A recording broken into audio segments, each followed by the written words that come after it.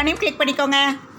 சென்னை உயர்நீதிமன்ற நீதிபதிகளுக்கும் வழக்கறிஞர்களுக்கும் இடையே நல்லுறவை வலுப்படுத்தும் வகையில் 7ஆம் ஆண்டாக நடைபெற்ற 20 ஓவர் கிரிக்கெட் போட்டியில் உயர்நீதிமன்ற வழக்கறிஞர் அணி வெற்றி பெற்றது.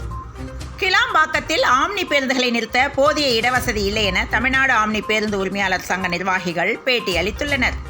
பாஜக தலைவர் அண்ணாமலை பகிரங்க மன்னிப்பு கேட்க வேண்டும் என கே. கோபாலகிருஷ்ணன் வலியுறுத்தியுள்ளார். ராமேஸ்வரத்தில் உள்ள ராமநாத சுவாமி கோயிலில் பிரதமர் நரேந்திர மோடி வழிபாடு மேற்கொண்டார்.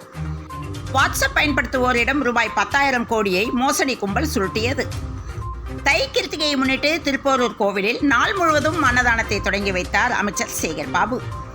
ராமர் கோவில் கும்பாபிஷேகத்திற்காக தமிழகத்தில் விடுமுறை அளிக்க வேண்டும் என வானதி ஸ்ரீனிவாசன் வலியுறுத்தியுள்ளார்.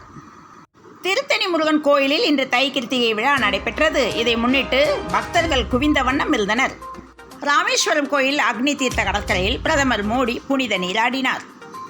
INDIA கூட்டணியின் வெற்றி மூலம் பாசிதத்தை வீழ்த்தி பன்முகத்தன்மை காத்திட சேலத்தில் கூடிடுவோம் என அமைச்சர் உதயநிதி ஸ்டாலின் தெரிவித்துள்ளார். அயோத்தியில் திறக்கப்படவுள்ள ராமர் கோவிலானது சாமானிய மக்களின் 500 ஆண்டுகால போராட்டத்திற்கு கிடைத்த வெற்றி என சத்குரு கூறியுள்ளார். திண்டுக்கல் அண்ணா வணிக வளாகத்தில் ஒருங்கிணைத்த பூ மார்க்கெட் செயல்பட்டு வருகிறது. தை மாதத்தின் வளர்பிறை முகூர்த்தம் பூ மார்க்கெட்டில் மல்லிகை கிலோ ரூபாய் 4,000 விற்பனை செய்துள்ளது. ஸ்ரீராமநவமி சிவராத்திரி பண்டிகைகளுக்கு பொது விடுமுறை அறிவிக்கும்படி உத்தரவிட முடியாது என்று ஐகோர்ட் தெரிவித்துள்ளது. சேலம் வெல்லட்டும் இந்தியாவுக்கு சொல்லட்டும், தமிழ்நாட்டின் அடையாளமாக உயர்ந்து நிற்கும் உதயநிதி ஸ்டாலின் முரசொலி புகழாரம். சுத்தமாக இருக்கும் கோயில்களை சுத்தம் செய்யும் விந்தை பாஜகவில் தான் உள்ளது என்று அமைச்சர் சேகர் பாபு தெரிவித்துள்ளார். திருச்சியில் சாமி தரிசனம் செய்ய வந்த மோடிக்கு எதிராக கருப்பு கொடி, சாலை மறியல் போராட்டத்தில் ஈடுபட முயன்ற விவசாயிகள் கைது செய்யப்பட்டனர். பொது போக்குவரத்து தடையால் ராமேஸ்வரத்தில் ராஜஸ்தானை சேர்ந்த 1200 பக்தர்கள் தவிப்புக்குள்ளாகினர். பணிப்பெண் சித்திரவதையால் அனைவரையும் கைது செய்து விசாரிக்க வேண்டும் என ராம்தாஸ் கோரிக்கை விடுத்துள்ளார். திருச்சி ஸ்ரீரங்கம் அரங்கநாதர் கோயிலில் சுவாமி தரிசனம் செய்த பிரதமர் நரேந்திர மோடி அங்கிருந்து ராமேஸ்வரம் புறப்பட்டார். காற்று இல்லாவிட்டாலும் தேசிய கொடி கம்பீரமாக பறக்கும் புதிய தொழில்நுட்பத்தை கோவையை சேர்ந்த தனியார் நிறுவனம் கண்டுபிடித்துள்ளது. மதுரை கீழக்கரையில் நடைபெறவுள்ள ஜல்லிக்கட்டு போட்டிக்கான ஆன்லைன் முன்பதிவு நிறைவு பெற்றது. நெல்லை குணத்தூர் பொத்தையில் புதைந்திருக்கும் 3000 ஆண்டு வரலாறு தமிழர்களின் பழம்பெருமையை பறைசாற்றுகிறது. சிறார்களை வேலைக்கு அமர்த்தும் கொடுமையை தடுக்க அரசு ஆணையம் அமைக்க வேண்டும் என விடுதலை சிறுத்தைகள் கட்சித் தலைவர் தொல் திருமாவளவன் கூறியுள்ளார். குன்னூரில் லாரி ஓட்டுநர்களின் வேலை நிறுத்தத்தால் ரூபாய் 18 கோடி மதிப்புள்ள தேயிலை தோல் தேக்கமடைந்துள்ளது. திமுக ஆட்சியில் பெண்களுக்கு எவ்வித பாதுகாப்பும் இல்லை என தேசிய மகளிர் ஆணைய உறுப்பினர் குஷ்பு கூறியுள்ளார்.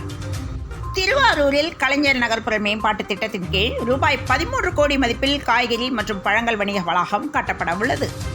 காங்கயம் இன பூச்சி காளைகளை வளர்ப்பதில் விவசாயிகள் பெருமளவு ஆர்வம் காட்டி வருவதால் மீண்டும் பழமை திரும்புகிறது.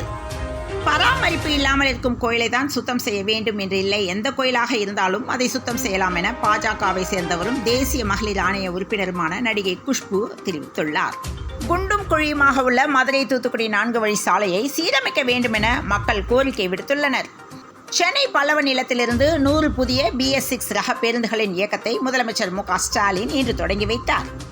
சென்னையில் கடந்த 3ஆம் தேதி தொடங்கிய 47வது புத்தக காட்சி நாளையுடன் நிறைவு பெறுகிறது. என்னோட பண்பண்ணுக்கு பாஸ்போர்ட் கிடைச்சிருச்சு என்ற கமெண்ட்டுடன் போஸ்ட் கொடுக்கும் முயல்கொட்டையின் கிளிக் தான் தற்போது சமூக வலைதளங்களில் ட்ரெண்ட் ஆகி வருகிறது.